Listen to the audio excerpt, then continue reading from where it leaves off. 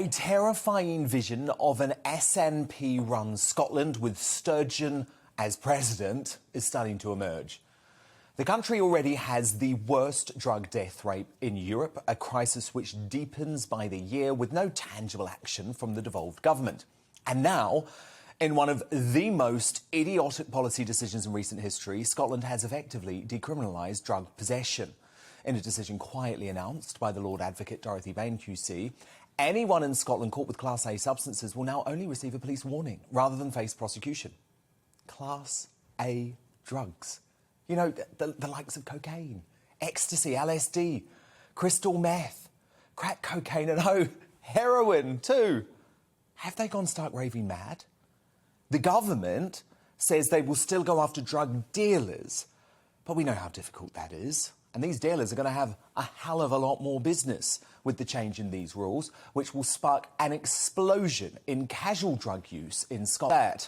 For every white-collar druggie who thinks they can handle their cocaine on the weekend, there is the tragedy of someone whose life is destroyed. So much of the current mental health epidemic has been created by drug use.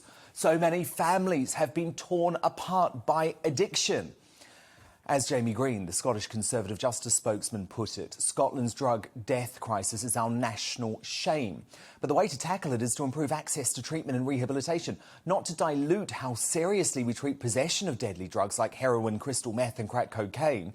The answer to our drugs crisis is more access to treatment, not this de facto decriminalisation by the back door of drugs that are the scourge of our streets and our society. If Sturgeon really thinks waving the white flag on the policing of drug use is the ticket out of her appalling addiction and drug death crisis, then she is severely mistaken. Who would want to be at the Labour Party conference this weekend? Not me. Certainly not me. I mean, this mob hate each other so much. They're intent on mutual destruction. They used to have an irrational hatred for Tories, but now it's for each other. So that's why it's completely irrelevant what Keir Starmer has to say in this... Oh, here it is. Here it is. Here you go, guys.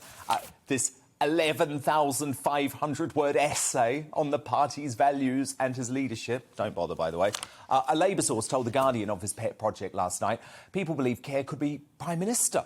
It's the first time people have believed that about a Labour leader in a decade. Now it's about showing them why he should be Prime Minister. Come on, as if. He's a busted flush until there's genuine reform of the Labour Party and the extremists are booted out. But there's very little chance of that happening. Corbyn's legacy still looms large for all the wrong reasons. Now, my Hollywood nemesis, Johnny Depp, has laughably claimed he's become a victim of cancel culture while promoting a major new film at a major film festival in Spain. Have a listen. It's so far out of hand now that I can promise you that no one is safe. Not one of you. Not one of you.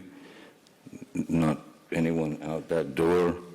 No one is safe as long as someone is willing to say one sentence. Takes one sentence. I completely dispute Depp on his claim.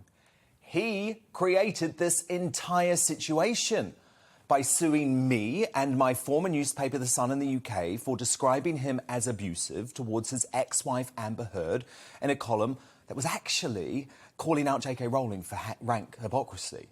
He's also currently pursuing legal action against Amber in the US too. Now, here's the thing. Amber and I had both had our say, and we were really happy to move on. But he insisted on bringing the case to court. He lost, by the way, badly, with the judge accepting the evidence of Amber Heard, who's a good woman, I know that, and the judge accepted her evidence as substantially truthful. And it was that result that saw him finally axed by J.K. Rowling from her Fantastic Beasts franchise. But the bloke has never stopped working. He's never stopped earning millions. I mean, you've probably seen him on billboards promoting a major fragrance brand, for God's sake. Depp isn't a victim of cancel culture. He tried to cancel me and Amber Heard and take away our freedom of speech. I don't mind if he continues to act and make his millions. I just want the right to be able to call him out as a hypocrite. And tonight, I wanted to thank you. It has been a brilliant week here on GB News. Our ratings both on TV and on digital are soaring. We've beaten Sky News in prime time. Prime time is 7 p.m. to 11 p.m. these past 2 nights. And remember, we are literally a few weeks into this mission. It certainly hasn't been easy. There have been significant bumps along the way, as you may know about, and there will be more. This project is going to take years to reach a peak. But we are only able to do this at all because of the support from the most amazing group of loyal viewers who block out all the noise from our rivals and the establishment, and they judge us, you judge us, on our content. And I can't tell you how important that makes you.